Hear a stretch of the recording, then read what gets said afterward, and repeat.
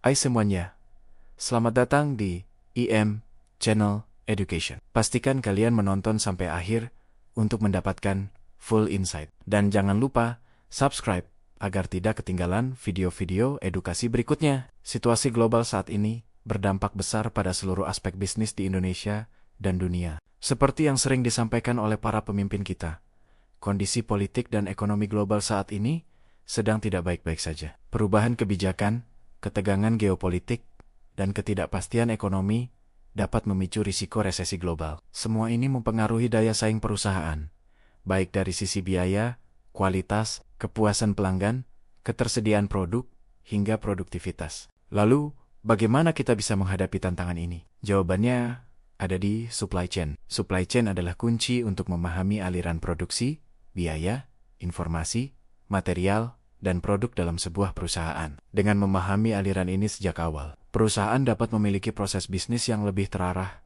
terkoordinasi, dan terintegrasi. Supply chain adalah sebuah manajemen terukur yang membantu pimpinan perusahaan mengambil keputusan penting, seperti bagaimana menetapkan harga suatu produk atau jasa dengan tepat dalam kondisi penuh ketidakpastian seperti sekarang. Risiko yang paling terasa adalah kelangkaan material, kenaikan harga yang signifikan, gangguan transportasi, dan keterbatasan ketersediaan produk. Karena supply chain saling terhubung dari hulu ke hilir, gangguan pada satu titik saja dapat mempengaruhi keseluruhan rantai pasok. Inilah mindset yang harus dimiliki oleh para pimpinan perusahaan agar mereka bisa menyiapkan langkah-langkah strategis untuk menjaga ketahanan dan keberlangsungan perusahaan di tengah badai ketidakpastian. Nah, apa tindakan konkret yang harus dilakukan? Para pimpinan perusahaan harus mulai menilai seluruh aliran proses supply chain sebagai bagian dari manajemen risiko. Dulu mungkin kita hanya fokus pada perbaikan kualitas internal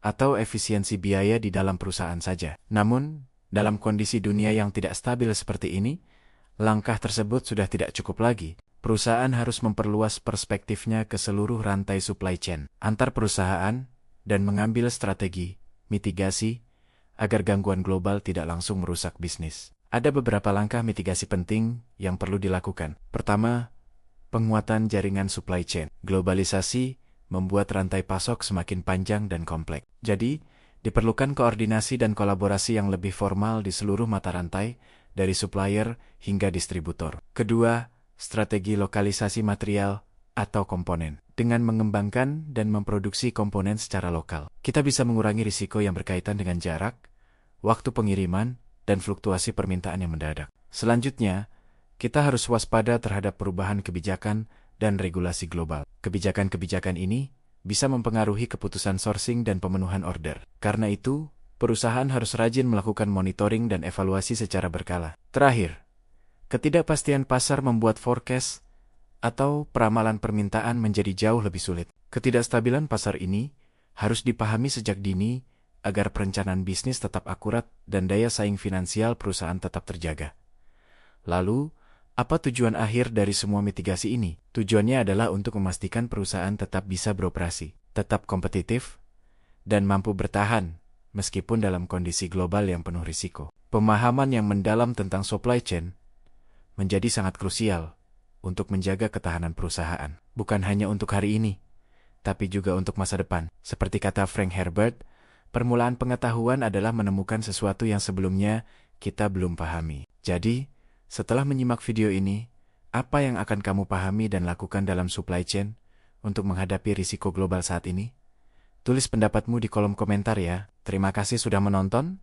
Sampai jumpa di video berikutnya.